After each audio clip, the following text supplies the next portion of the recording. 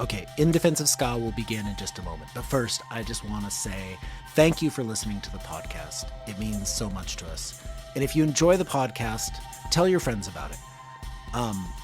The best way to do that is to, follow us on Instagram and Twitter and share our posts and let people know when they say, hey, is there a podcast I should be listening to? Say yes, In Defense of Ska.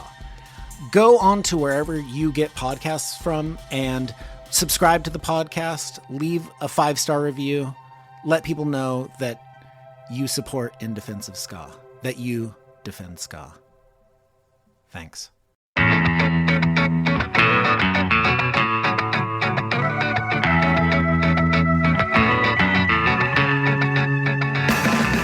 In 2011, Eitan Avineri formed the project Western Standard Time Orchestra, which aimed to meld big band jazz with traditional Jamaican ska. And it started as a studio project. Their first record, Big Band Tribute to Skatalites Volume 1, was a big band reimagination of classic Skatalites songs. Not covers, as they had new arrangements. Over time, the band continued to play different tunes, but always maintaining their core mission of melding trad Jamaican ska, rocksteady, and reggae with big band jazz, usually with a lineup that consisted of 15 to 30 members. Over the last few years, the Agrolites frontman Jesse Wagner has been their consistent lead singer. On November 3rd, Western Standard Time Orchestra releases their brand new Christmas album, Blue Beat Holiday. It features Jesse Wagner showing off his superb crooning chops. To discuss the record, we have on Eitan and Jesse. And if you're in LA, be sure to check out the Western Standard Time Orchestra Blue Beat Holiday release party at the Lodge Room on November 25th. So what's your relationship to Christmas music, Aaron? I like some of it. Some of it I don't care for. Yeah. I'm a big fan of the classics. I like a lot of Nat King Cole. I've always thought it would be really interesting for there to be a character on a TV show whose favorite genre of music is Christmas music. Uh-huh.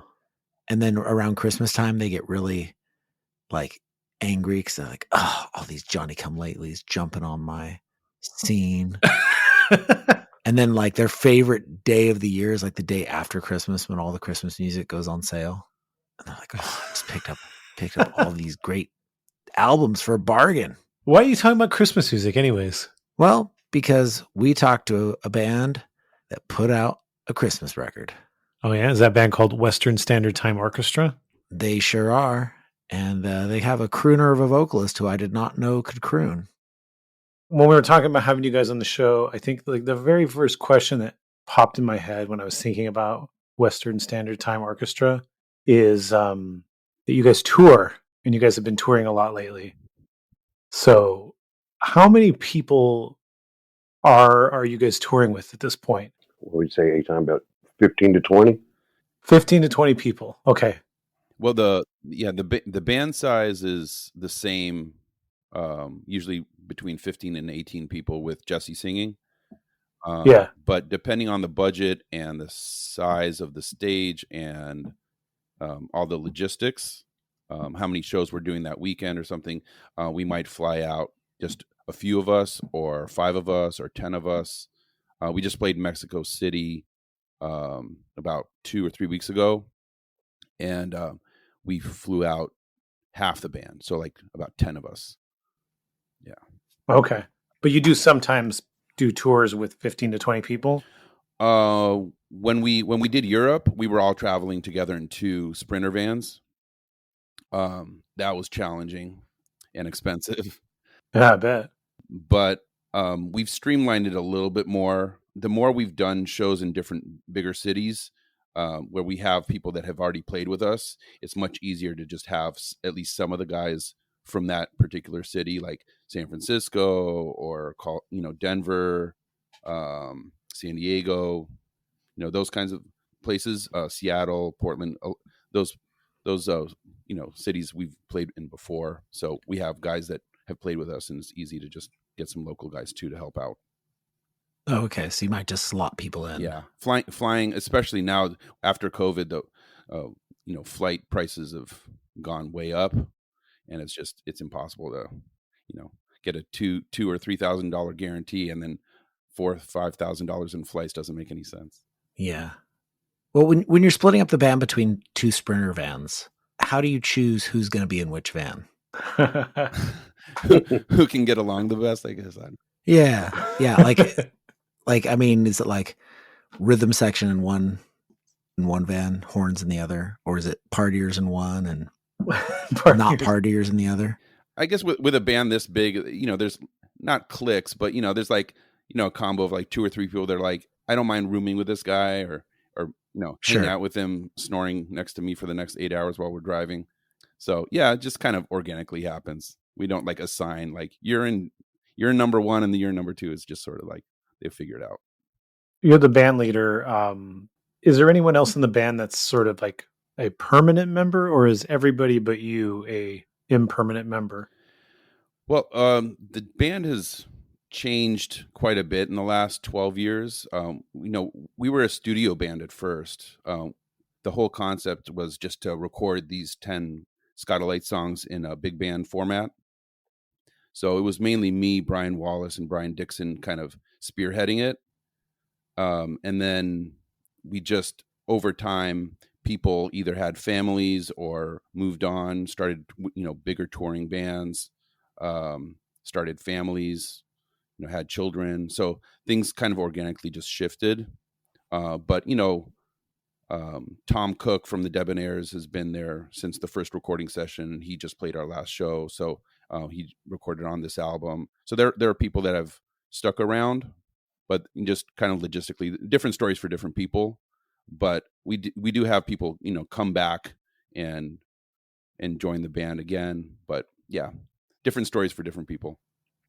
I see. Okay. Did you think you can make a guess at how many people have been in the band total? Oh man. No, it's as if like even one time playing with us. Yeah. In the hundreds. Yeah, over the last 12 plus years, I would say hundreds of people, because we've had people play in Barcelona and people play in Mexico City and Victoria, but it's always an interesting way to kind of figure out what's exciting. Like we played Supernova a few years back, and we actually had some of the Skatalites sit in. So like Doreen Schaefer sang with us. So like there are all these different situations where we kind of try to make things sort of exciting and new and different, where we have like guest artists come in. I know Jesse, for quite a few different reasons, he was also touring tons and tons with the Agrolites, and he just started singing with us in the last couple of years. And at this point, he's, in my opinion, a permanent member. I mean, I wouldn't want him to go away.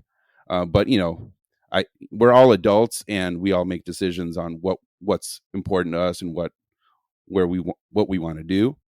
So, but I would say that at this point, for the last 2 years, he's been consistently our vocalist. It's just, if the Agrolites are playing, I know, I totally understand that that's his thing. That's his baby. Jesse, do you remember the first time you sang with the band? Was it in this 2-year period, or had it been an earlier one before that? No, it was actually years. I can't remember the exact year because my memory's so bad, but I think it might have been around 2015 or 16, maybe. Eitan, I would think, at the Echoplex or the Echo. Yeah. Actually, we had a big vocalist concert. We had kind of this idea of like, let's move from this instrumental band to see what it's like having a bunch of vocalists. So we had a ton of different vocalists, and Jesse was one of them. And yeah, we had Queen P, we had Greg Ali from Hepcat, we had Angelo Moore from Fishbone, Malik Moore.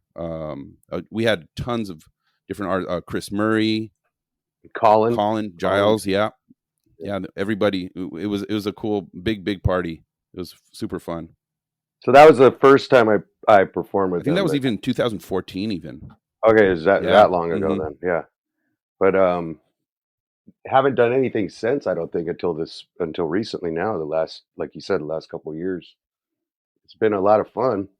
because I've always wanted to sing with the big band. So this has been like the greatest opportunity. Yeah, so Greg Lee had been the singer for several shows before this couple year period, right? Mm-hmm. Yeah, he was with us pretty consistently for I think a good 6-7 years. It was quite a long time. So I'm not sure if there was like a story where he wasn't available and then you needed a new someone and that was someone ended up being Jesse, or did you kind of ease into Jesse sort of taking over? Well, I mean, I don't know how descriptive I want to get into like the backstories of all the different people and the bands and the histories. I don't want to create negativity or whatever, but so Greg had decided to move on and focus on other things, but honestly, I've known Jesse for a long time. We've known each other since at least our early 20s, if not before that. I mean, I knew him before the Rhythm Doctors and, pre everything. So, and I've noticed his stage presence is incredible. His voice is stellar. He's honestly my favorite vocalist in our scene for sure. I mean, I love his singing, and he's very versatile. And I don't know exactly at what point I figured out that he could sing this more crooner vibe as opposed to like what you would normally hear him, kind of that gritty, raw soul sound that he was getting with the Agrolites. And it just kind of about pretty much right when he started singing with us, I thought, okay, we need to create some kind of an album that kind of highlights that side of his singing, because he's such a I think I might have been nagging you all the years. a little here and there, lightly nudging. I always thought the band was great. And then, like I said, since I was a little kid, that's what we grew up on. With my grandparents and all that was like Sinatra and Bobby Darin and Tony Bennett and all that. So it was like the big band thing was always in our family. So it was like when I heard them doing that and mixing it with playing the old ska stuff, I was like, oh, I'd love to be a part of that, Yeah. So I think when I saw that Greg wasn't doing much with them anymore, I would kind of throw it in Eitan's head, like remind him, like, hey, dude, I love that kind of stuff. And then finally, Eitan gave me the call. And I think we did like one show maybe or a couple, but then that's when you guys were talking about doing the album. And then we got to collaborate on that one song, Habit of Happiness. Yeah, Habit of Happiness really shows off that you got crooner chops, that it's in your arsenal and it sounds like you have been doing it for many years. Yeah, I was singing that stuff before I was ever singing reggae, that's for sure. Like in my early 20s and stuff, we'd do and it sounds kind of corny, but used to do like talent shows and stuff like that, and I'd always be doing like Mac the Knife or Beyond the Sea and all these songs. Well, you were also on TV. You're an you're an all around guy. You're an actor. It's like as a kid, I used to do theater and commercials and stuff. Yeah. So wait, okay, hold on, Jesse. You were in commercials as a kid. All right. Yeah. Okay. Which ones did you do? Well, I was in a Hidden Valley Ranch commercial. Did you have a line? I literally, you see me for like a minute. I just like passed the bottle of ranch to my mom, my fake mom, or my sister, or whoever it was at a kitchen table, but nothing big. I had a lot of those stories where it's like, you almost had the part, and then it came to doing the pilot, and then the show didn't get on the air, or they rewrote the script and they wrote your character out. But no, I never had like a big, huge part or anything like that. What was your biggest almost? What was your biggest like close to but got canceled sort of thing? So there was an audition I did for a show the show was about a kid running from him and his uncle were driving in a car, and I didn't know the script, just the part that I had to read, like a 3-page script. And it's like I'm in the car with my uncle and we're running from, the Men in Black, suppose, because my uncle got abducted by aliens or something, and it was like this big part where I had to like be all passionate and like, what are we gonna do now? They're gonna find us or something like that, and I got to get all teary-eyed and all that, and they stopped and paused. It got all dramatic and all that, and then the dude like that read the script, like walked me out to meet my parents or my dad. Walked us all the way to the parking lot. Was like, yeah, he's got the part. It's gonna be big. We're gonna get on TV and all that show. It ended up being the X-Files, to show the X-Files. Oh, but shit. they had wrote the script out to where, I don't know, they rewrote it and cut that whole kid out of the thing, even though he was supposed to be like a.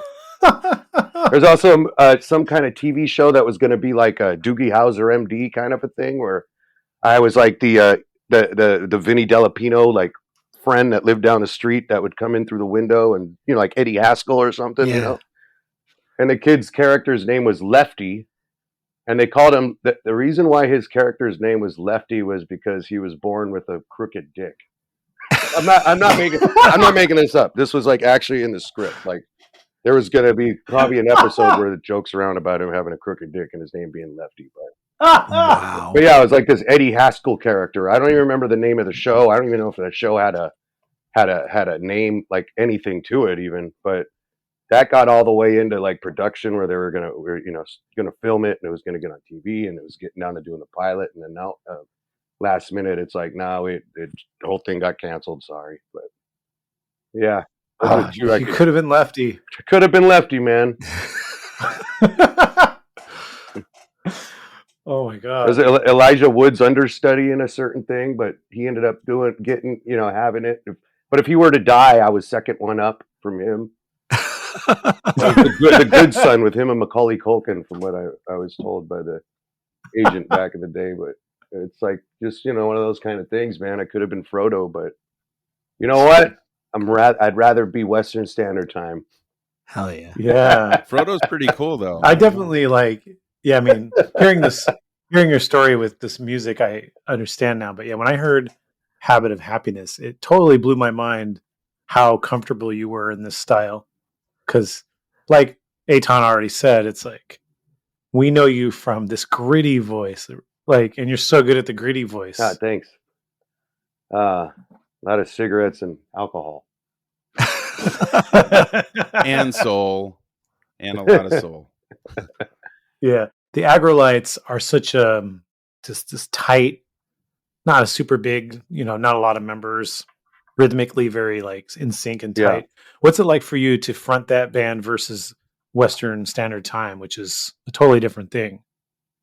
Well, the Agrolites definitely party a lot harder than the Western Standard Time. That's for sure. We're trying to keep up though. Eitan's been having fun. No, but I don't know. What I loved about playing with Western Standard Time is having such a huge band behind you and the energy on stage. You know what I mean? Yeah. I love the power of all the horns and everything. Just the whole being an orchestra. The Agrolites are always fun because it's feeding off each other. Like with Roger and Jeff and everybody. But it's a completely different feeling as far as the energy on stage. And then just as a vocalist, like, do you have to prepare differently for the two bands or approach it different? Well, yeah, I mean, with the Agrolites, I got to make sure that my voices can handle 19 songs of screaming, yeah. and yelling, or whatever, yelling in key, and not blowing my voice out before I get on stage. With the Western Standard Time, it's a lot more lower register and smoother, so it's easier in that sense. But it's also very easy to go in the whole cheese factor of being like, Bill Murray singing Star Wars and like that whole, the lounge lizard kind of like, yeah. Hey. And that's one of the things that always turned me off was when I'd see, like jazz singers doing that kind of vibe. It's coming across with that whole cheese factor to it. How do you keep the cheese out of it? Well, I don't know. I mean, it's not like Sinatra as a whole, Sinatra, the way that Dean Martin was, or Tony Bennett and Bobby Darin, just watching them my whole life growing up, it was always like they didn't have that element, Yeah. So I guess it's just kind of keeping them in mind. Yeah, just like a mindset, basically. And then also knowing that you're playing, we're doing the old ska stuff, and the old ska stuff wasn't it was tough. It was a tough music, like it was a bad boy music, you know what I mean? Like guys were rude boy music and all that. So it was like try to keep that whole like, I don't want to disrespect any third wave music or anything like that, but the whole like, checkerboard, like, hey, I don't know. I was just trying to keep it. The Jamaican thing stays Jamaican, and then you can add the jazz elements to the more jazzier ones, but try to be yourself in the same right rather than imitate too much, But, exactly. Yeah, I think there's also that kind of Italian American vibe. Yeah, definitely translates into the way you sing, and that definitely has a different vibe than that sort of cheesier approach. well, that's true. I grew up with just old Italian people, my mom's side, so that's the way that my grandfather would act, and uncle and everybody else. So they had that whole, and they all sang too. My uncle, his name Dominic de Blasio, right? He was from. They're all from Cleveland, but they moved to Vegas in like the '60s or '70s. Him and my aunt Rosalie, and they started a whole little kind of like Louis Prima type act, and they played for years. They're doing the whole casino circuit, throughout those years, the '60s and '70s. And, oh wow, that's cool. What's his name? The sax player from Louis Prima, Sammy. Can't think of his last name right now, but he was a sax player of Louis Prima. He used to come in and guest play with them and stuff like that. So it was like, we already kind of had that going on in our family, that whole crooner kind of jazz thing. So Yes, Sam Butera. yeah, that's his name. But anyways, yeah, I guess that whole thing had a lot to do with it too. That's interesting. So it's like this is like another prominent side of your musical identity. Yeah, this is always more of the identity that I thought of getting into growing up my whole life as a young teenager. Because when I played reggae, I wasn't even a singer; I was just a guitar player in the Rhythm Doctors and stuff, and C Spot. If anything, I would do backup vocals here and there. Mm-hmm. But I never. That was a different with the Agrolites. It was something that we could just openly create and do whatever we want. What we wanted and became. I just became whatever happened with the Agrolites. Like, and you could see the metamorphoses throughout the years. If you go way back on YouTube and watch some Agrolite videos. Yeah. And from the outfit changes to the personality on stage, it was a lot more aggressive back in the day, and that's just something I had to learn to be just myself. When Western Standard Time was a lot easier because it was like already kind of established with that whole crooner vibe, or like he was saying, the Italian American jazz singer guy or whatever you want to call it, but it was already there. So there's a new Western Standard Time Orchestra record. What's the release date on it? The vinyl is in store November 17th. And then the 3rd of November, it's going to be available, through streaming and all those outlets. Okay, so the big thing is that this is a Christmas record. Well, I think probably about 2 years ago, I knew that I wanted to have some sort of, I'm going to put air quotes, Sinatra kind of a concept where it sort of melds the two worlds of this sort of that crooner Rat Pack kind of vibe and the blue beat ska, swung ska kind of a concept. And it's sort of just been swimming in my mind. And I was thinking logistically, we had just recorded a record. Financially, I had to start kind of recoup and sort of get in that mindset. And it took me a little while, but we ended up getting this random, I was teaching like I do every day, and I get this random phone call, which I do from time to time, asking the band to do something. And this was something that we had never done before. There was a tree lighting ceremony in the heart of Los Angeles, at the main train station, like the Art Deco kind of old school, historical train station, and they called us randomly and said, "Would you be? We know the band. We love the band. Would you be able to have a singer sing holiday songs?" I said, "Well, theoretically, yes, but we've never done that before, and we'd have to kind of get music for that." So I decided to look online for some pre-made, because the time, it was like 2 or 3 weeks before the show, and I didn't really have time to have the arrangers to start making arrangements. It takes longer than that. So I ended up buying 4 or 5 different Sinatra original arrangements of Christmas tunes from his original records. So literally on the arrangements it says for Sinatra. So we ended up performing this, and it went off really well. Jesse killed it, and the crowd loved it. And I thought, okay, now I can really picture this happening. And then so we already started talking that next week about, studio time, what tunes do we want to do, and we got on the phone and sort of kind of did some brainstorming, and Jesse ended up coming up with kind of, I think, a list of like maybe 14 or 15 possible tunes that he wanted to sing, and we kind of whittled it down to figure out what he 10 or so. Yeah, and then we ended up with about, I think, 10 or 12, but logistically we wanted to kind of knock them all out in a day, and I think 12 was going to be too much, so we ended up tracking all 10 tunes in one day.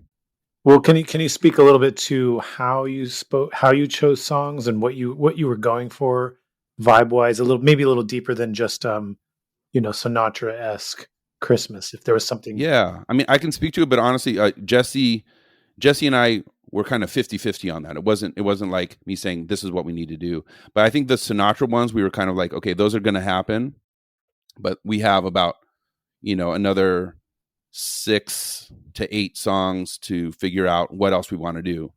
And we also Jesse came up with the name of the album. The album's name is Blue Beat Holiday. Yeah, Blue Beat Holiday. Mm-hmm. Most of the record is a lot of Blue Beat style tunes. Yeah, because it fit that Sinatra-esque thing, more than anything else. For context, Blue Beat's the ska style, traditional ska style that's got a little bit more of a snap, a little bit more of a swing to it. Yeah, like the old Derek Morgan stuff or early Prince Buster stuff, like that vibe. Yeah, more of the swingy drum beat on the ride. We kind of wanted. We were doing the Sinatra songs that we had done at that Christmas thing, the tree lighting thing, which was the usuals, like songs that everybody knows. Let It Snow, and Let It Snow, Let It Snow, Let It Snow, and so on. So it was like, let's get my thought was maybe get a few obscure ones, to kind of like introduce people to. So I looked up some old Jamaican ones, and there was one that was off of Beverly Records. It's called I think it's just called Merry Christmas. Yeah, Merry Christmas. Yep. And David Urquidi ended up doing the arrangement on it from Yes. Yeah. Yeah, so that was fun. You get to have some of the guys that have played with the band do arrangements, like original arrangements, and take some like ska blue beat thing and turn it into more of that style, the Sinatra thing. And then, of course, I wanted to put a Toots and a Maytals one on it, and found this other one I think is called Happy Christmas. But it was like, before we knew it, though, it was like half the album has the title Christmas in it, and I was worried about the way it was going to look. But it was like, hey, it is a Christmas album, but there's an Ella Fitzgerald song I always loved called Christmas Island. I threw that in there. And then what do you call I wanted to get Karina Danique from Dance Hall Crashers. I wanted to get her involved because I was doing stuff with her, but she came and guest sang too. Yeah, she's incredible. So I want to get her on the album, and there was this beautiful song called Christmas Alphabet that has this whole like 3-part harmony of female backup vocalists. So it's like, we got to get her on that one. So yeah, I mean, it just kind of fell in, and it was like we picked and choose the best ones. But it's a little bit, half the album is like really well-known Christmas songs, and the other half is like, kind of off the wall random ones. Yeah, and one of my favorites is Dominic the Donkey. and that's the one that was almost didn't make the list. And then we had come up with a list, and I think it's like the next day, I don't know if it was a voice message or a text, but Jesse goes, I was talking to my mom, and she wants us to do this song, and so it was like she pretty much chose that one. If you got an Italian background and you're going to do a Christmas album, you got to throw that one on there. You got it. And you also got to do what your mom tells you. And you got to do what your mom says. So. Yeah, I'd never heard of this song before. This is one that you guys grew up with? It's just an old comedy. It's like a comedy song, more like "Hello, Mother, Hello, Father." It's like one of those kind. It's just a comedy, kind of like New York Italian, American Italian guy singing about this donkey named Dominic that Santa Claus rides around on because the reindeer are afraid to fly around the hills in Italy. And yeah, it's just a cheesy song, but it's got total it's got the whole "Hey compare, ci vuol suonare, ci suona un mandolino." It's got that whole vibe, that the whole papa thing or whatever you want to call it. Yeah. Yeah, it swings super hard. I love the tune. It's great. And it's a little funny, but yeah. It always fit that ska rhythm, and it also has that old Italian, sound. So it's great. And Karina's on that one too.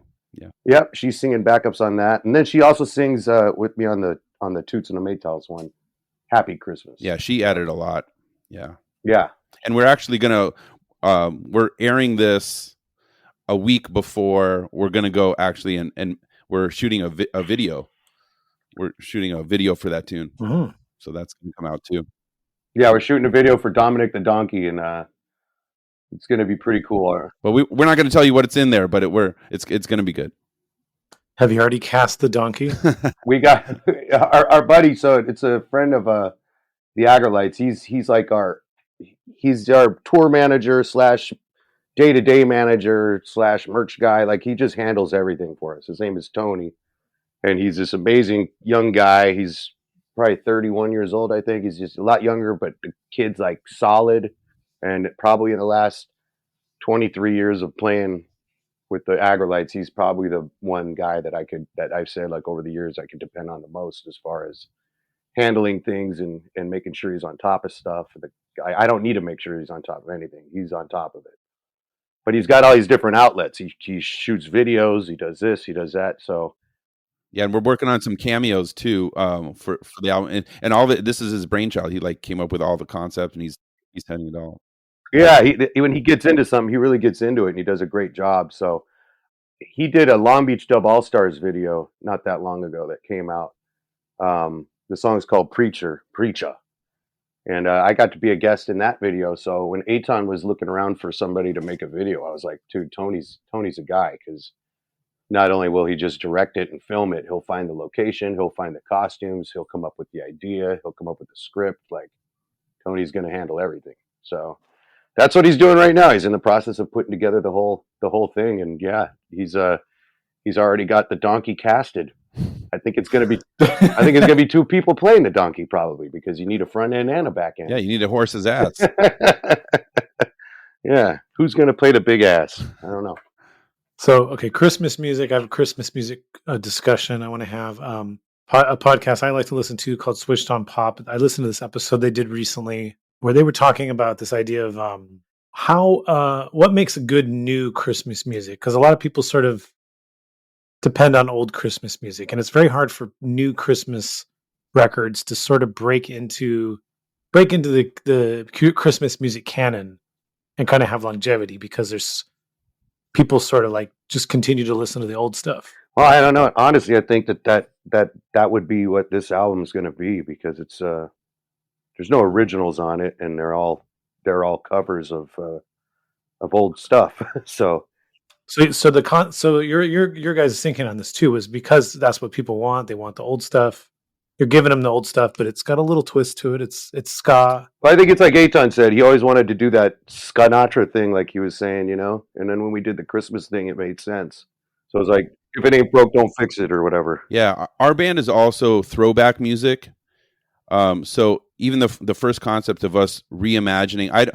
I personally don't like the idea of us being considered a cover band, because like the Skatalites were 9 people, and then we're 18 to 20 people. So I think it's more of like a reimagining of and reinterpreting the music, as opposed to us trying to like play it exactly the same way as it was.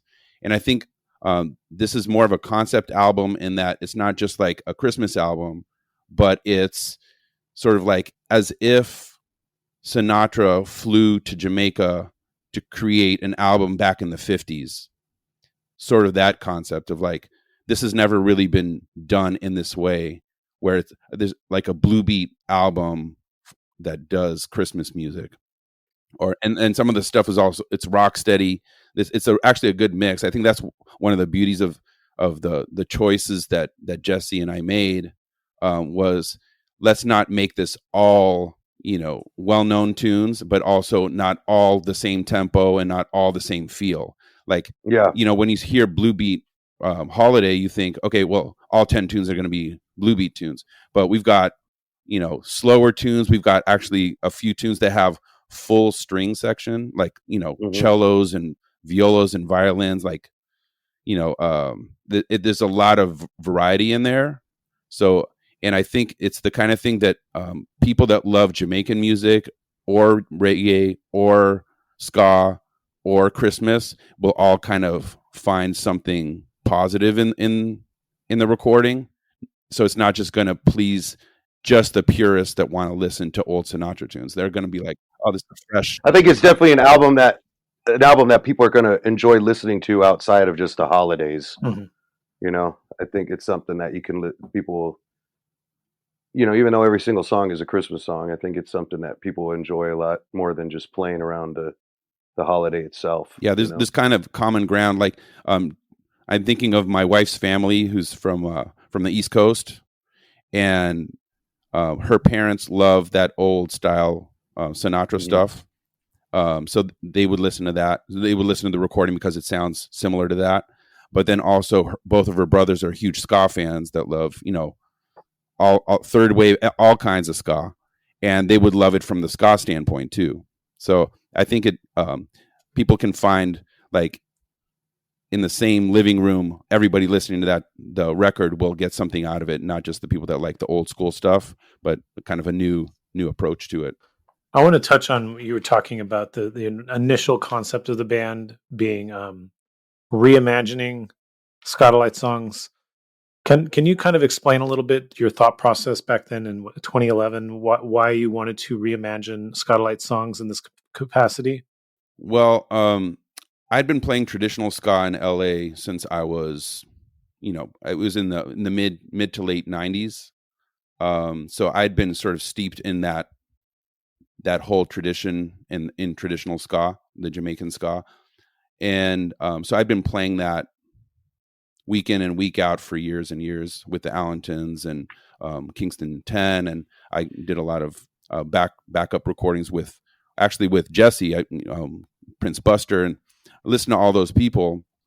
And I remember as a horn player, obviously also being into the jazz world and big band music and all that stuff. And actually, out of ignorance, I thought I came up with this idea that had never, ever been explored before. So I thought, oh, wow, I'm coming up with this brand new concept that nobody's ever. And the more research I had done, there were recordings of larger bands back then. We actually just recorded with Carlos Malcolm, who also has done a lot of larger ensemble ska stuff. Was it Jazz Jamaica? Jazz Jamaica was a big one too. Right? Jazz Jamaica too, but they were actually a smaller band at first. But some of these bands, like there's one in Spain, there's one in Italy, there's one in Australia that we just played with. Melbourne, yeah, the one we just played with in Mexico City. There's a handful. Yeah, there's probably maybe 5 total, I think, at this point that are still playing that do that larger ensemble. But I felt also this need to, one, highlight the history of the music and to pay tribute to the forefathers of the music, That's a kind of like a big thing, and especially the LA scene that I've noticed, where we had a lot of Jamaicans come back and perform in Los Angeles, and a lot of us were the backing bands to these people, and we felt this sort of kinship with the old school Jamaicans, and we know that the history of their music, that they were forgotten a lot, and they were, a lot of their music was stolen from them, and I felt like we need to do something to pay homage to them. So that was one thing, and I thought this no better band than the Skatalites, because I felt like they were the driving force behind the whole ska movement in its formative years, and still to today they're ambassadors for the music in Jamaica. So I love the fact that they're still playing in some format or another.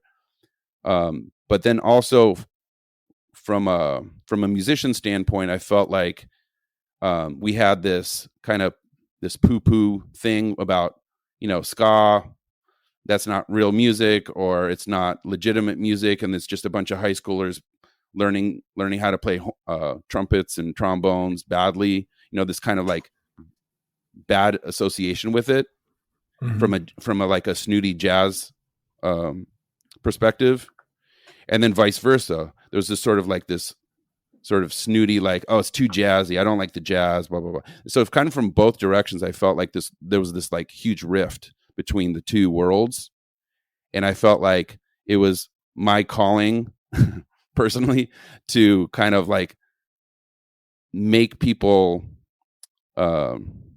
just bridge that gap and bring the two scenes together, where the entire jazz scene in Los Angeles knows exactly who we are, and a lot of them are knocking down our door, to play with us. And same thing with the ska people. I think they don't look as down at like jazz players, and honestly, a lot of the now jazz players, if you talk to them, why did you start playing the saxophone? Why did you play the trombone? Why did you play the trumpet? It's because ska. They started playing ska. A good example we just talked about, David Urquidy.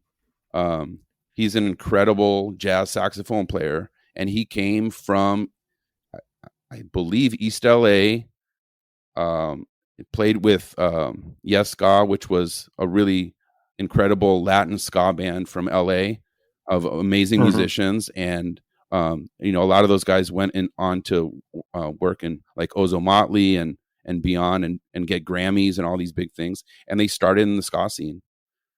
Does he? I think he plays in War even. Yeah, he played in War. Now he does other stuff too. I mean, he records and works all over he's super busy and plays with a lot of really well-known artists. Yeah, so it's a lot of cool stories about sort of people crossing over in both directions. So I think it's a really good feeling for me that the jazz world, and it's sort of like that line is now grayed and blurred. And so we don't have to like necessarily view ska as like the stepping stone to the great, wonderful jazz world. Right. And a lot of jazz players, they love this they're like, Jamaican jazz orchestra. What? It's just like their mind is blown, and they love playing with the band, and they add a lot, because that's one of the things that I really like. I want consummate professionals playing in the band, and playing incredible solos and playing all the parts correctly, and and I get that from that world too. So I respect both sides of it. It was a studio project initially, but the first time he played a show in 2012 at Hollywood and Highland, it was promoted heavily by the jazz station in LA. Yeah, it was a concert series put on by K-Jazz. So yeah, K-Jazz. So you were kind of leaning into the jazz side pretty heavily for that first show, right? Honestly, not really. And what was really interesting was they plunked down about 100 chairs in the middle. And our first set, there were a lot of kind of older, sort of like, they were thinking like, oh, we're going to drink wine and listen to jazz. And you could just see that as time went on, the ska kind of overran the whole scene, and people just started dancing everywhere. And the vibe was totally different. If you see like the pictures of the band on the first set and towards the end, it's like everybody just like not kicked down the chairs, but it was like everybody was dancing, and it was a pretty amazing first show. We had never ever played together live before, and there were people that flew from like the East Coast, the Midwest, from the Northwest. There were people that flew in for the show that ended up coming up to us, and there were tons of people from the scene, older musicians, younger musicians, people that were going to be great and hadn't even picked up their instruments yet. It was a pretty incredible night, and there were a lot of jazz players in the band, but there were actually also a lot of Joey Altruda was playing in the band. His sax player. There we had David Ralicky had recorded with us. There were a lot of people from the old, Jump with Joey time, Hepcat players, Mobtown. Just it was an all-star band of the highest degree from the ska scene, but also some jazz players too. How much of the original band was from the sort of the traditional ska scene in LA? The original band? Yeah, the first version of it. Yeah. Well, let me count. So me, Brian Dixon, Brian Wallace, Joey Altruda. We had, let me see, Tom Cook. Dave Ralicky was on our first record from Jump with Joey. Let's see. So a good Chris Seawright, also from Mobtown. We also had Wally play from Mobtown. So it was like a mixture of like C-Spot, Debonaires, Hepcat, the Allentons, just like that whole scene. But there were some people from the jazz scene that weren't really from the ska scene. Yeah, and some of the ones that I picked were kind of crossover people that ended up doing a lot of jazz later on, or I mean, honestly, Joey Altruda is he's a jazz. I mean, he played ska, but he could play anything. He could play Latin music. You can see it in his records, the Cocktails with Joey, all of his Latin mambo bands. I mean, he did kind of everything. So there were a few guys like that could kind of do. Alan Mosquita was the alto player when I played in Joey's band. He was his sax player, and Dave Ralicky also was the bone player. So we were all in a horn section together. So we met in different contexts, over the years. The takeaway here, though, is that the LA traditional ska scene is a very unique thing, and this band probably wouldn't have happened were it not for what the LA traditional ska scene was. Right. Would you agree with that? Yeah, I would say so. And actually, I forgot a really important person that had been playing with a band for a good decade and was the original drummer, was Corey Horn. And I played in his old band, Kingston 10. And he was a diehard ska fan. We actually played his first wedding when he was like 19. The Allentons played his wedding. So we known each other for a long time, and he played drums with us for a solid decade, pretty much full time, pretty much every show. And he came from the scene too, but he ended up getting a really good gig with Gogol Bordello. Yeah. And he also used to play in a band called the Agrolites. Yes. And he was also in the Rhythm Doctors. Right. Yeah. And I played with Kingston 10 too. I think that's where I first met Eitan. Was Phyllis Dillon, backing up Phyllis Dillon with Kingston 10. Right. So, I mean, it seems to me that the amount of traditional ska bands in the 90s in LA was just, no city in this country had the amount of traditional ska bands as LA did. Yeah, it was definitely a nice big scene. Yeah, and people showed up to the shows too. That was the cool thing. Every weekend there was a gig to go to. There was something happening every weekend, that's for sure. And so the other thing about LA's traditional ska scene too is that it pretty distinct from the punk ska scene. Maybe not initially, but ultimately separate. Yeah, I think LA had more of a stronger traditional ska scene than any other place I've ever been to in the country. East Coast was cool because what I liked about going out to New York or anywhere on the East Coast, it was always kind of like a hodgepodge of stuff. It was because they had a lot of Jamaicans moving from straight over there to New York. So like Vic and those Slacker guys, they grew up with like Jamaican people. We really didn't over here on the West Coast for the most part. Yeah, I think there's also a separation because honestly, there are a lot of Jamaicans that live in LA, but it's sort of I don't know if segregated is the right word, but there's certain areas that there are a lot of Jamaicans, but they weren't going to the old show. The kind of shows that we were going to. For sure not. Yeah, for sure not. Let's talk about Steady Beat for a little bit. Steady Beat shows were traditional and did not include punk ska. Punk ska was separate. Yeah, that was a whole other scene in its own, the ska punk thing.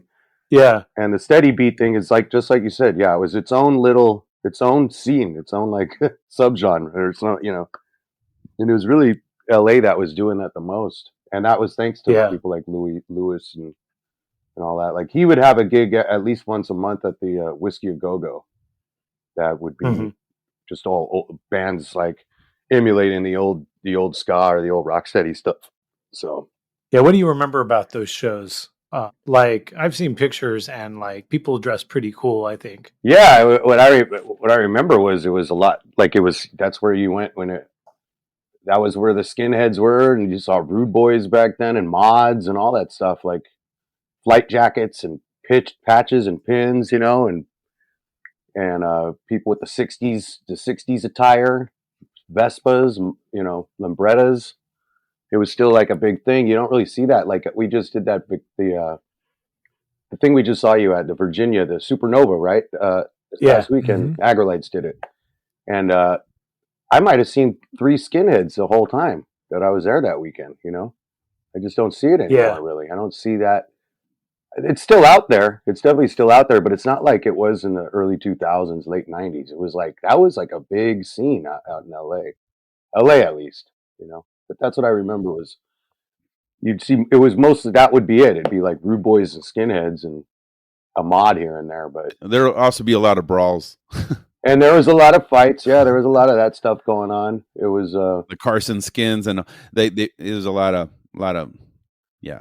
Yeah, there was a lot of brawls, one of the things that was kind of sad about it was like if you were coming in there wearing with long hair and if you came in with like long hair wearing a Nirvana shirt, you're most likely going to get jumped by somebody. like you're not. It was kind of like its own club. It was dangerous. It was a dangerous scene too back then. There was a lot, like you said, there was a lot of fights and stuff, but that just goes with any young crowd. But the safest place, the safest place of those shows was on stage. so we were good. That is kind of true. It was good to be in the band because people liked you for playing the music, so you'd get a nice little form of respect, Like I was a punk little 16-year-old, weighed about 120 pounds, and could easily have gotten jumped or whatever. But I had a nice little reputation because I played with the rhythm doctors. I was like, oh, he's all right, I had skinhead friends that were like cool with me because it was pretty rad. But keeping people off of you, saying no, he's okay. Yeah, he's all right. He's okay. He's on the stage later. Don't break his hands. Hey Tom, were you? What is your history? Were you into traditional ska pretty early? Was that sort of your thing back then? Well, my older brother was he played in a band that was mainly more on like the not quite two-tone, but more like third wave ish. We also went to school in Orange County. What was the band called? World Tribe. They did some reggae. They ended up like 2 or 3 years in. They started glomming onto the 311 sound, so they were doing crossover stuff. But there are a lot of ska songs, fast kind of punk ska. And so that's kind of how I got into me playing live, because I'd been playing trumpet since I was in 4th grade, and I'd done the bands in school, but I got a taste of live, and they were pretty popular at the time. We'd play in front of hundreds of people and sometimes thousands of people, and we would travel to Hawaii and Mexico and all this stuff. And I got the bug. I'm like, I want to keep playing. And I was going to school at UC Irvine, and I was having a drink with my girlfriend at the time, and Mobtown was playing. I didn't know Mobtown from anybody, and they were one of the traditional ska bands at that time.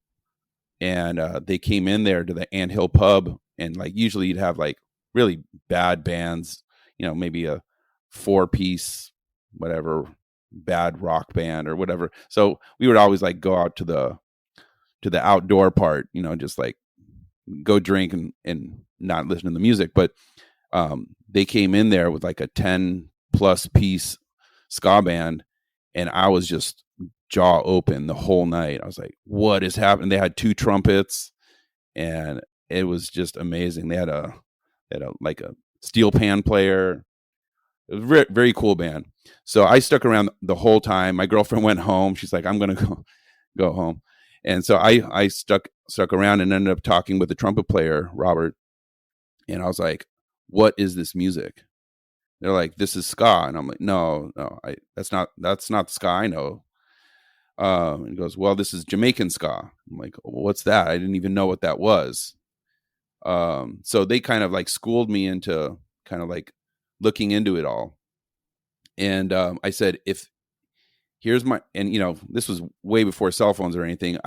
On a napkin, I wrote my phone number, and I was like, if you know any other bands that do this kind of music. And I wasn't in LA, so I didn't really know what was going on over there, because I lived sort of on the outskirts of LA, but I wasn't never in the city. And 2 weeks later, Tommy, the keyboard player and band leader from the Allentons, another ska band that played a lot of the Steady Beat shows, gave me a call. And so I wouldn't be playing this music if I didn't go to that club at that time and met those guys, and then started playing with the Allentons. And once I started playing the Allentons, I could play pretty well, and people were like, oh, do you want to play with my band? You want to play with my band? Or, so it kind of like fanned out from there, where I started playing with other people within the scene. But the Allentons, I was their trumpet player for a good 3-4 years. We put out a couple albums where I wrote songs on their album. And so that's kind of how it all got started. I see. Okay. Question for either of you. Worst fight you ever saw back then? Oh, man. I would see the aftermath. I didn't see the actual fight. I mean, some of them happen in the what was that club, Jesse? The in like the Pasadena, like Skatalites played it. There was a lot of bands that played that. That spot. Yeah, I can't think of the name of it. There was only that one place to play too, but I can't remember the name of it. Yeah, it was a pretty big club. I remember there being a pretty bad fight that they had to like stop the music and everything. Yeah, that's a tough one. There was pretty much a fight every show back then. So no joke, it really was. Well, our drummer, I remember the aftermath. I didn't see the fight, but I remember our drummer got jumped really bad, and he was in a bad place. He was in crutches, and I think he broke his arm, and his face was all jacked up, and it was really bad. Do you know why he got jumped?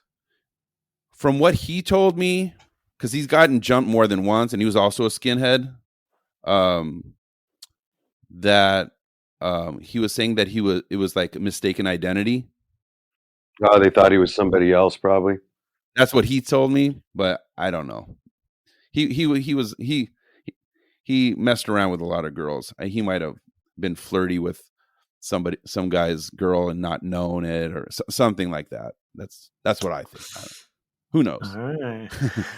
But he looked really bad. He couldn't play with us for months. He got really beat up. I got a good. This was years ago. There was one of those shows I think Louis put on, Steady Beat, It was at a place in Universal City Walk in a like Universal Studios area, and who was that? I think Go Jimmy Go was playing it. Go Jimmy Go, C Spot. I forget who else the bands were, but this is when the Agrolites first started. Like I don't think we even played a live show yet. I think we were just recording.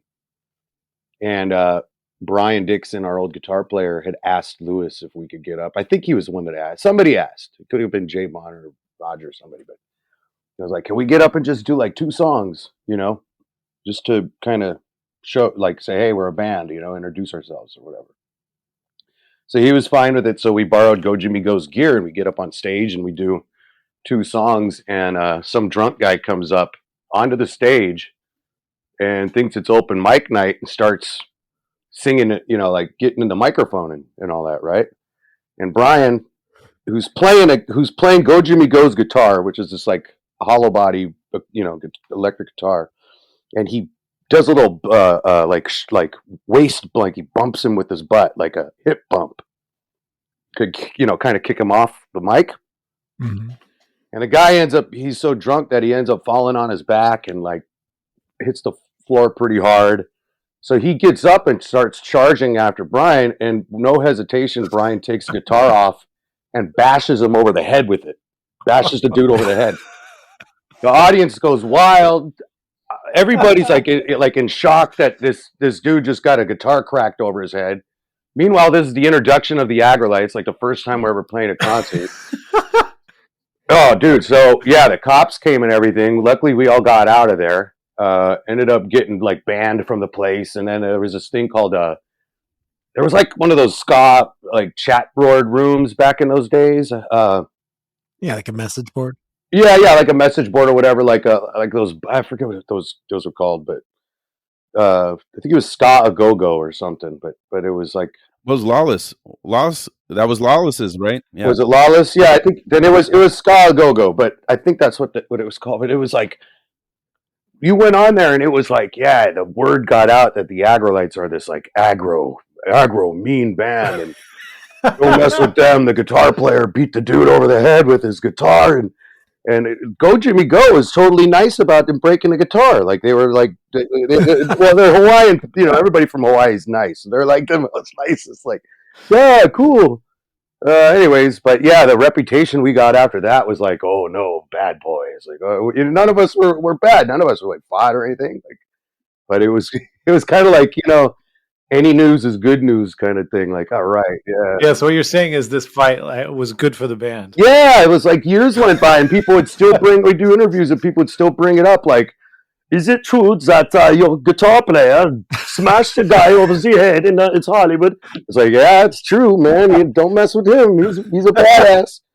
So that was kind of a nice little fun one. But seeing that, I mean, that's all that happened. I don't even think the guy got hurt that bad, but it looked good on stage. Man, it looked good. Yeah. Scared the shit out of me. How destroyed was the guitar? Oh, I don't remember. You know how years go by and it's just you exaggerate it in your brain. But sure. No, it was a hollow body, so he got a good crunch out of it. It's not like it was like this guitar that was hard to break. Like he definitely put a hole in the thing, hitting him on the head. I mean, he hit somebody with a solid body. If it was a solid body, the guy might be really critically injured but this was like a hollow body, so it looked cool. It was like, whoa! Like, I remember being terrified. I like jumped to the back and like, oh no! And started wrapping up my cord as fast as I could. I was like, I ain't getting arrested. I don't want to get in trouble. We were gonna get. I remember being all worried the next week. Like, are we gonna get fined? Or like, wait, the cops are gonna call or something? And no, everything was fine. We just got pretty much banned from the joint and never played there again. But yeah, got a lot of attention from it. So that was a good fight. I don't even know if you'd call it a good fight, but it was good to see. It was aggro. So Eitan, you're on a couple of Agrolites records, right? Yes. Actually, I think just the one. Well, he's on A Poet's Life with us too, the Tim Armstrong album. Eitan played on that with us. Yeah, Poet's Life. Yeah. It's the one with the red. Yeah, the self-titled, the first Hellcat release. Self-titled. Yeah. Mm-hmm. It was me, Boogie, and Tom, right? Yep. Yeah. Yeah, Eitan was like the main guy. Whenever we do any kind of live gigs or we could afford to have horns back in those days, Eitan was always the first guy we'd call, like for that Tim Armstrong project, and then the Prince Buster backing him up at Sierra World Music Festival. Yeah, that was fun too. Yeah, and the After Hours. Were you involved with After Hours at all? Yeah, I played on the After Hours album. Yeah. So yeah, we did all the horns for that one. What's the After Hours album? It was a record that Brian Dixon and Brad Pate, who was from C Spot, had put out. But it was a pretty much an all-star band of LA cats, right? Mainly. There were a few albums that were put out that kind of got me thinking like this is possible, and that was one of them, because that was the first concept of like, let's put all of the best musicians from that we know in the scene and make an album out of it. It wasn't a big band, but it was like each track had sort of like different personnel. It was kind of like, it's kind of like an Exotica album in a way. There was a lot of different. Yeah, it was all kinds, and there were like funny little like interludes in between where like it was like a mock phone call and weird voices, and there was like a saw solo, and like they got really creative with it. The song was called Noodle. Yeah, Noodle, right. Oh man, if you haven't heard the After Hours album, look it up. I'm sure you'd love it, man. Greg Lee sang on it. There's a lot of great singers. Chris Murray's on it. Everybody, Joey. Yeah, Joey Altruda actually has a guitar solo on there. Yeah, Oliver Charles was a drummer. It's a great band, and I don't know if you were ever into C Spot or not, but Brad wrote some beautiful music, man. So that was like his baby. Him and Brian Dixon. Brian was more the engineer of it and producer, and Brad was more of the songwriter. But yeah, and they were hilarious together too. And those two, when they get together, it was like a stand-up comedy act, like the Smothers Brothers. So the all-star band was called After Hours then? Yeah, it was called After Hours. It's like Brian Boom Boom and Brad Pate present, or BEP. They call themselves BEP, BEP. Oh no, that was what Brad called himself. Brad something Pate, but Boom Boom and Beppo, or Boom Boom and Bep, I don't know. But the album was called After Hours. That's how you could find it. But it was kind of like cool. I would say like more Exotica stuff, because it was like all over the map. Nothing. It wasn't like being dedicated to like a certain style of ska or a certain genre of certain era. It was kind of like everywhere. There was like jazzy kind of stuff. There was reggae stuff. There was, more mambo-y kind of stuff. Reggae version of Round Midnight. Yeah, with that featured Brian Wallace on sax. He played the whole solo and the melody and everything. Yeah, it's a great album, and it's kind of a little bit of everything. Actually, there were a few songs that we did on that album that C Spot used to do live, also. Brad's song. Yeah, and I think that album also kind of brought together a lot of musicians in a way too. Totally, it made me feel like we can. Yeah, that whole concept of like calling different people that you want to be on the album was exactly what we ended up doing to get the Western Standard Time album recorded. So it did kind of influence your project then. Oh, big time. And I was part of it, so I saw it happen. I mean, at the time, also Brian Dixon was working at a really, really great studio, and that's why it was called After Hours, because the whole thing was recorded for pretty much free, because it was done in the middle of the night when they didn't have to pay for the studio time. Is this the same studio situation that the first Agrolites record was recorded at? Yeah, okay. Agrolites, Rhythm Doctors. We did C Spot albums there. Ryan did pretty much everything. Everything was going out of that studio. Even Everton Blender, we recorded there. Even Everton Blender album. The Tim Armstrong album was done there. But that was like the spot. Brian was the house engineer of that studio. It was called Signet Sound Deluxe. And it was mainly a post-production place that was doing movies. But the cool story about that studio was when Motown moved from Detroit to LA, that was Mo West. So the live room that we were recording in was the actual room that, anything from what? I don't remember the exact year that Motown moved to LA, but it had to be the late 70s or whatever. Like Jackson, the Jackson 5 and Stevie and Rick James and so on. Even Bobby Darin did a record there on Motown at that studio. So A lot of the gear was originally used on a lot of those old albums, and the microphones. You know, it was pretty cool. Yeah, they even had their own reverb chambers, like actual chambers. Yeah, that down in the basement, they all became a studio, like offices now, or not now. The place is completely gone now, but when we were going there, but originally they were echo chambers that they had converted into offices. But there was even one because I used to intern there. Brian got me a job interning at the spot, and one time we were hanging out we were in the vault looking at all the old, you know, the old reel to reels, you know, like seeing the 2 inches and this and that, and we found a tape box, and it had the label on it, and it said in handwriting, it said Rick James, "Sweat Off My Balls" was the title. And we were like, dude, this is so awesome. This is rad. Like we couldn't wait and we opened it up, and the damn thing was empty, but it was cool because you'd find little gems like that around the place, you know, especially the gear. Like he said, the gear, Brian always said, dude, that microphone you're singing in right now, you don't know how many legends sang in that thing. It was probably a $20,000 mic or maybe more. I don't know, but it was a big deal to sing into this microphone. When was this After Hours record? Was that in the early 2000s? I'd say like late 90s, maybe. It took a long time for that thing to get done because, like Eitan was saying, it would always have to be recorded after hours, and everybody had regular jobs back then. Nobody was full-time musicians. So it was like, yeah, Brian would usually, the studio would close at like 10, 11 o'clock at night. And then that's when he'd call people over. You load all the gear, and you never get start going until maybe 1 in the morning, and then you record till 5 a.m. or whatever, and then break down, and then Brian's going to stay up all night and then work all the next day with whoever he was doing the session with. So that After Hours was such a big production because there were so many players and so many guests and so many solos. So Brian would know more than anybody. He's the one that did the record. But I got a couple phone calls to go down there late at night and be like, yeah, show up at 10 o'clock, track your guitar parts, and then we got another guy here doing percussion for an hour, and that's it, and then done by 2. So it was like probably a couple years of trying to get everybody tracked, and then all the time that he spent probably mixing it and all that. And I think in those days everything was getting done on analog, so of course that took a lot more time than digital. You know what I mean?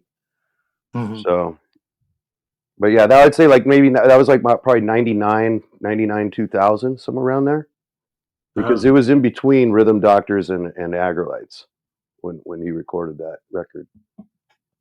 So the Agrolites gets going in the early 2000s, and around this time, Steady Beat's kind of winding down, and Chris Murray starts Blue Beat Lounge. Yeah. How would you describe the change? Was the scene similar or different when it kind of switched over to Blue Beat Lounge? Well, what was cool about Blue Beat Lounge was Chris was bringing in anybody that would be on the road. The thing about the Louis shows was it was like its own scene, like we were saying earlier. That thing was just the old school ska scene and all the local bands. So it'd always be like the local bands playing. There was never really many out of towners that would play. It was just that LA ska scene, and there was so many bands at the time that it was easy to do that. You'd have a different lineup every week. But Blue Beat Lounge was bringing in guys from other states and even other countries at times. So you got to hear like how ska was in other parts of the parts of the U.S. So I think that's when it started kind of trickling more into like rather than just being so subculture with just skinheads and rude boys. It was kind of like there was a younger crowd. There was kind of like it started getting into a melting pot, if that's the right word to use, where with third wave ska kids mixed with like the traditional ska kids, and people's minds like people opening up a lot more towards the genres rather than just sticking to their own thing. You know what I mean? Yeah, because Chris would book like it leaned traditional, but he would still book punk ska. So. Exactly. Yeah, there was a lot of punk ska bands that would come in and play. So yeah, with Louis, it was like just straight traditional ska type bands. Eitan, so in the 2000s, what were you doing musically? Well, I was playing in a few different bands in the ska scene. That was when I started feeling like, okay, I need to start forming my own bands. So in late '99 and right at 2000, I ended up doing a recording with Corey Horn and Brian Dixon and a couple of my more jazz friends, and Bobby, who's actually the organ player for the Padres now. He's our keyboard player, piano player. So he was I knew him from like working at the same music store that we were working at together when he was like 19 and I was like 24. And so he was playing piano. So it was just like a small group of us playing ska jazz. So it's kind of like a definitely super jazzy, but definitely a ska band. We were called Full Spectrum, and we put out actually a couple albums. One on Riverside Old Syndicate Records, that's out in Riverside. That was putting out some stuff, including the Debonair stuff. That was our second album, and our first album I just did it on my own. It was more like an EP, and that was right when both Corey and Brian got swooped up by the Agrolites tidal wave. So pretty much right after that recording happened, they were like, "We're touring. We're in Europe. We're gone." So I had to sort of like reimagine it. I changed some personnel, and then that happened for a few years, and then I ended up, starting another band that was called Kingston Ska Collective, which was sort of the same configuration as the Skatalites, and we were playing all Skatalites repertoire. So it's pretty much, that was a Skatalites cover band. And we recorded an EP, and we ended up getting called to back up some legends. So we were sort of like the backing band for a little while.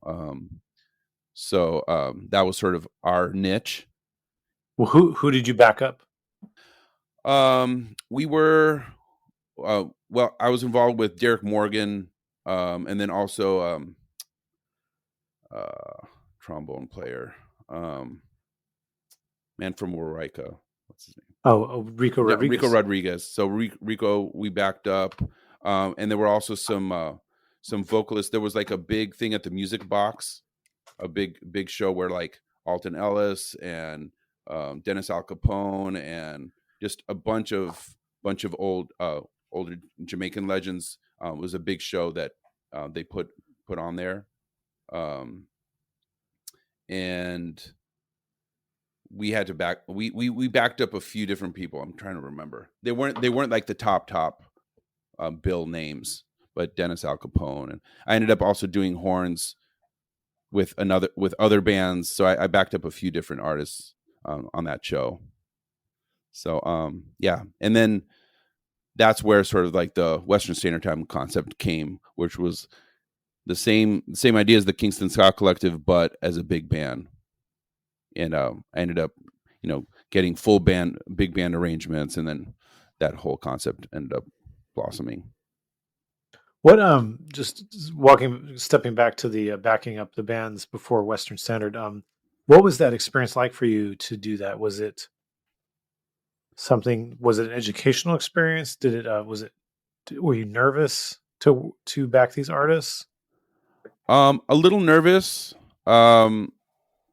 Each person, like saying that each person is like, if like all Jamaican artists are this way, that's not necessarily true, but there were certain Jamaicans that were very easy to work with, and certain ones that made it a lot more difficult and nerve-wracking because they would change stuff on stage. Like we would rehearse a certain way, and then they would change everything up for the gig. So that made it a little bit difficult. But all in all, it was a great learning experience. It felt, I don't know what the word is, not wholesome, but it warmed your heart that you're like, these people that you looked up to, and you're listening to these recordings, and you're now playing with them and making music together. It's kind of a magical, kind of unexplainable sort of experience. so that was great. It was also hard work, honestly. I mean, not everybody could do the music justice. You can't just ask anybody to do this stuff, especially the rhythm section, honestly. And that was the cool thing about LA, is that there were so many great drummers that knew the style so well that didn't, they weren't faking it. They really could play the style. And that's why I think it worked so well, because there was a market for it. People wanted to watch it because the scene was so healthy, but there were so many musicians that could do the music justice. So it was like this perfect pairing. It's like, you don't just have like fans that want it, but the musicians can't deliver. But you had the musicians that could really do it. So it was very fulfilling, and also it was really great. Like Phyllis Dillon, there were a lot of artists that I ended up backing up, and they were all so appreciative. They a lot of them felt like they had gotten forgotten for decades, and they came back as older people, and they're like, I can't believe that people are singing along with our music that was recorded. Where we felt like really nobody. Well, maybe back then they felt like they were making waves, but they thought they've been long forgotten. And all these younger people, these people were in their 70s, and they thought the only people listening to this are the people that were young when we were young. But there are all these people in their 20s and 30s just like screaming the lyrics with them. It was really great.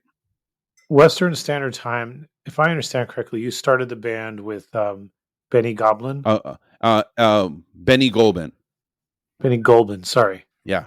People used to call him Goblin, but yeah, Goldman. But yeah, he was a very close friend of mine, and we used to teach together.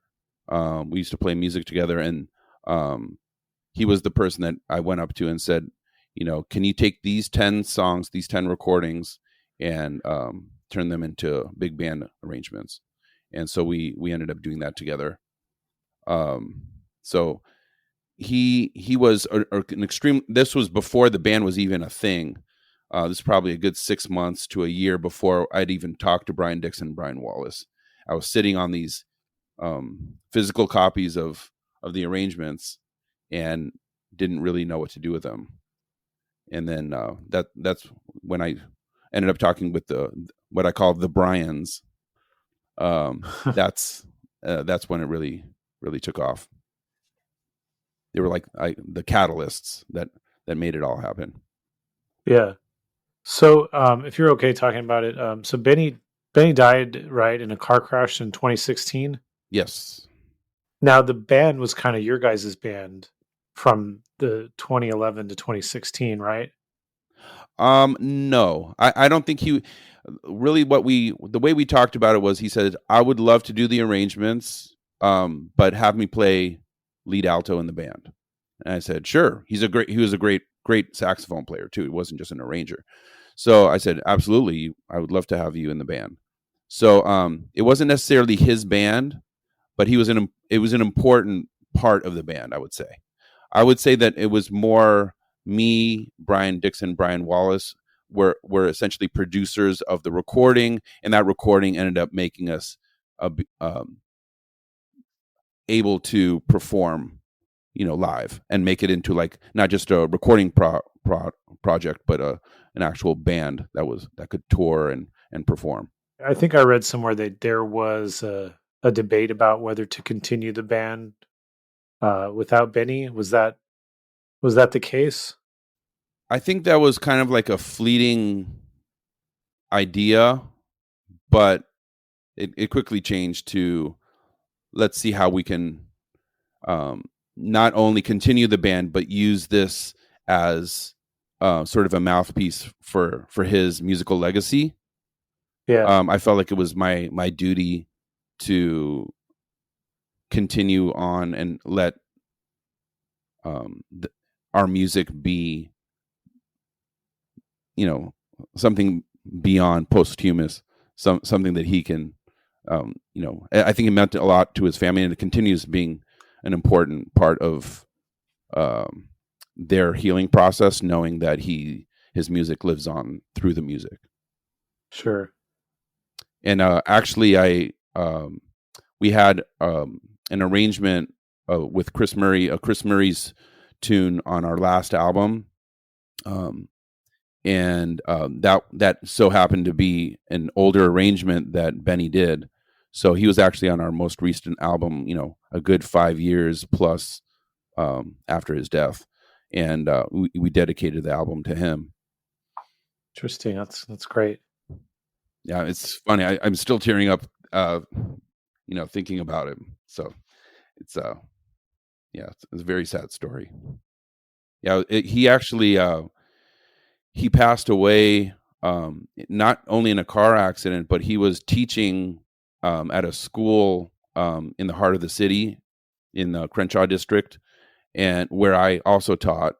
And he was going to from that teaching job to another teaching job that I also taught. So it felt like,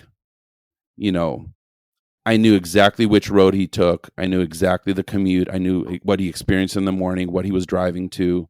It felt very personal to me, and I ended up taking over his class and explaining to the parents what had happened, why he didn't show up that week, and it was really traumatic. I mean, he died at 36 years old. He was a newlywed, with a huge career in front of him, and it was just like two assholes jockeying for position and racing, and one just jumped over the median and flew and decapitated him. He just took the top of the car off. So it's just stupid driving. That's horrible. Yeah. Yeah. But I mean, from a positive standpoint, it fueled me to continue the band, sort of like no matter what. And I feel like he taught me a lot of what I use now. He did a lot of the cueing and the leading of the band, and I used him as an example of how to do what he did, because he did it so well. And it took me a while to kind of grow into that position. I want to ask about another person that's been in the band. I'm not sure if they still play with you, but Alfredo Ortiz. Yeah. So Alfredo Ortiz was in Yesca, which you discussed earlier, but he currently plays in Los Lobos, I believe. Yes. Yeah. So he played. What did he play with Western Standard? Did he play drums or percussion? Percussion. Yeah, he was all auxiliary percussion, like congas and bongos and stuff like that. He played a good chunk with you guys, right? Oh yeah, he was our regular percussionist. He was on our from our second album on, and I think the first album, I think he was on tour too. He was too busy at the time, but he's done a lot of live shows with us. He actually just recorded on the Carlos Malcolm recording with us in the studio. He did our last album before that, the album before that, and then I've known him for a long time, and honestly, I knew of him before I knew him, because I used to be a big Yeska fan, but I didn't necessarily go up to him at the time. But he got the job playing with the Beastie Boys for like 12 years, touring with them. He played with I didn't know that one. He played with the Beastie Boys? Oh yeah. He was their drummer / percussionist for like over a decade. Oh, that's rad. Yeah. And actually I was mentioning Gogol Bordello with Corey. What's funny with Gogol Bordello is run I don't know exactly which Eastern European country he's from. Ukraine. Ukraine. Okay. So he's from Ukraine, and he's had for the last, I don't know how many years, well over a decade, the drummers that he's had in the band have been Corey Horn from the scene, Oliver Charles from Ocean 11, and then Fredo Ortiz. So those three drummers have been pretty much their only drummers for the last like decade plus have come from our ska scene. Yeah, I was I was like back in the early 2000s. I was always like, Gogo Bordello. It's got this like sort of Eastern European sort of like folk sound where it's not ska, but it's got this sort of emphasis on the upbeat. But at a certain point, listening to enough of them, you're like, is there a ska element or not? Yeah, they're huge. They're huge ska reggae fans. Yeah, and I know we had Eugene on the podcast. Yeah. Now, what happened? I forget who we toured with them years ago, 2006, 2000, not that early, 2007, 8, something like that. Yeah. And I remember really clicking with those guys on the road in Europe. And I don't know who their first drummer was, but this is pretty funny. There was a time when we were looking for a drummer, and we knew Oliver because he used to play with Ocean 11, like Eitan said. He was with the Rhythm Doctors at the time too. So I invited Oliver down to listen to the music and kind of like vibe it out. And he was like, "Yeah, man. Well, I'm totally into this, but I just got this call. I can't really talk about the band or who they are, but they play this gypsy punk music." Who could that be? But this is the time when nobody really knew, like who, like he didn't think we were going to know who they are. And I'm all, "Dude, you're going to play in Gogo Bordello, huh?" And he's like, "Yeah, how did you know?" I go, "We just got off the road with them in Europe." Yeah, you got to take that gig, man. That's gonna be awesome. That band is freaking badass, right? So next thing you know, Oliver's in Gogo Bordello, and then I think when Oliver quit, that's when he passed the torch down to Fredo, and then Fredo passed it on to Corey because Fredo got the Los Lobos gig. So it's all connected. All those guys getting it, playing, but yeah, it's all dudes from the scene, which is pretty cool. Because I think all those drummers fit so well for that style, that band. That's perfect. Yeah. So we had Eugene Hutz on the show, and during the Patreon portion of it, I asked Eugene, like, okay, so you do some DJ gigs. What are the ska reggae bands that you throw in? Mm-hmm. Any guesses on a band that he said, Jesse? Mm-hmm. And do you have a guess who he said? No. So the band called the Agrolites. Oh shit! Oh, that's awesome.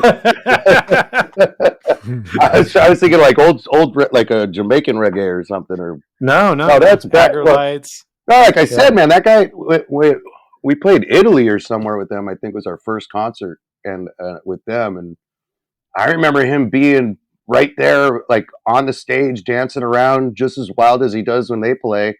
And he had this he had an Agrolite shirt on, and he knew like dirty reggae and all the tunes, and it was like, I don't know, it was pretty awesome because at the level that they were at the time, it was like, damn, this is really cool that this guy likes our band. So that's awesome. That's really cool to hear.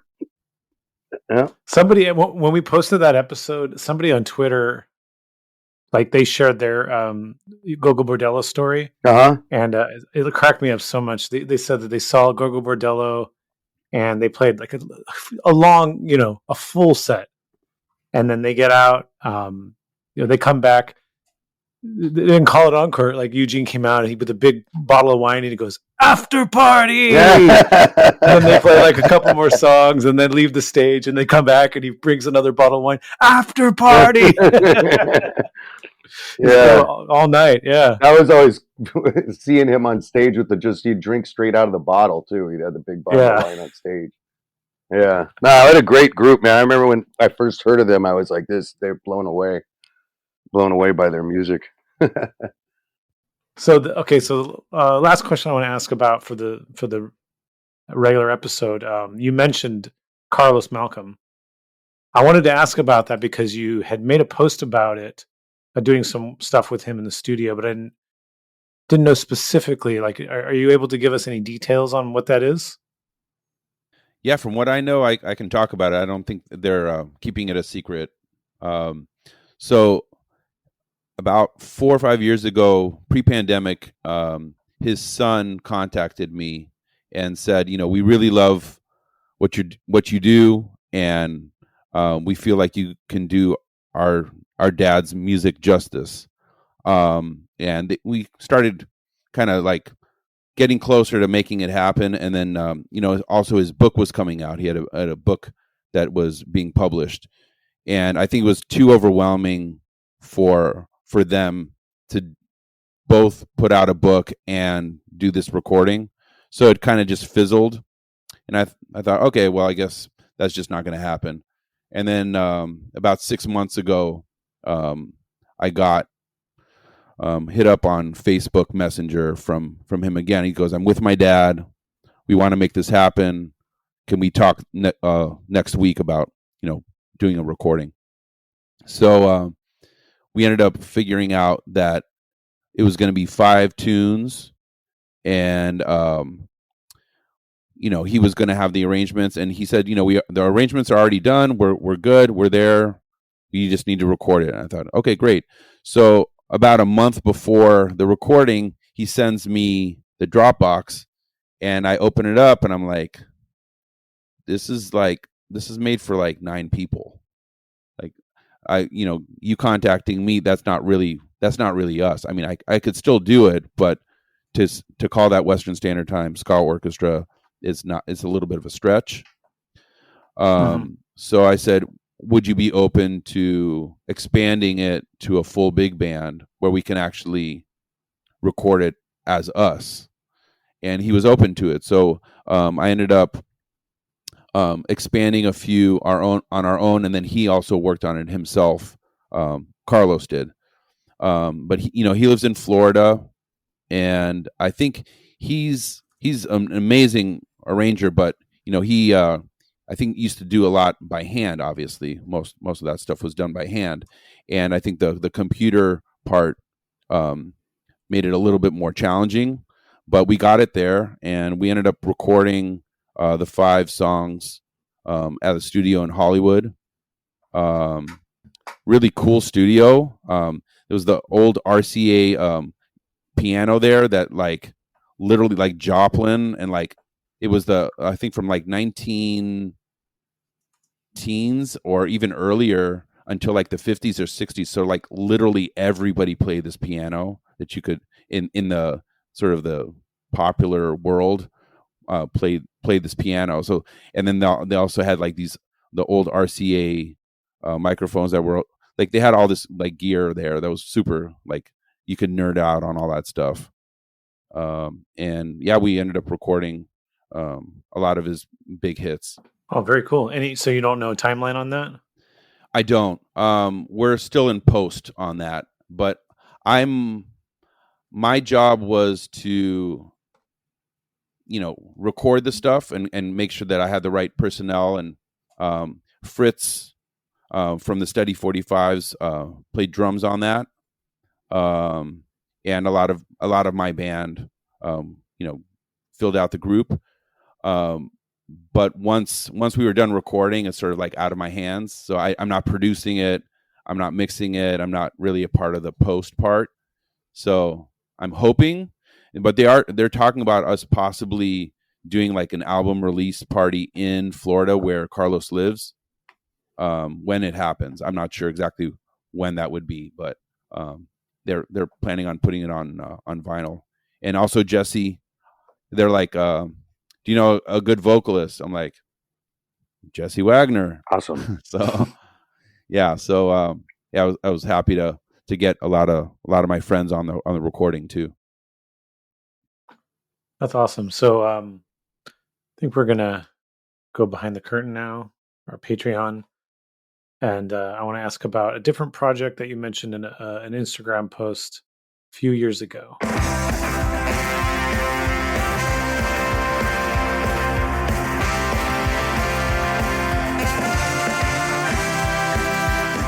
Don't go anywhere. If you want to hear the rest of this conversation, head over to our Patreon. Thank you for listening to In Defense of Ska. Please rate and review this podcast and tell a friend. Follow us on Twitter, Instagram, and TikTok at In Defense of Ska. Pick up Aaron's book, In Defense of Ska, at your local bookstore or online. This podcast is edited by Chris Reeves of Ska Punk International. This is your co-host, Adam Davis of Omnigon, leaving you by saying ska now more than ever.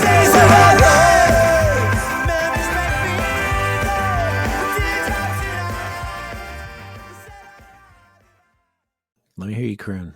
Sorry, let me hear you what? I want to hear you croon. No crooning I can't for me? I cannot croon. Well, Jesse Wagner can croon. And listen, if you want to hear maybe not some crooning, but some more conversation, head on over to our Patreon. We've got more of this conversation waiting for you over behind the curtain. We talked about Jason Lawless, who is a figure in the ska scene. I don't think he's come up in the podcast before, but he was discussed behind the curtain. So if you want to hear it, that's where you're going to go. Aaron, $5. who do we have next week? Well, he is a delightful individual named John Worster. Oh, from such bands as the Mountain Goats and Superchunk. And he Bob also Mould. Bob Mould, and also just a funny internet person.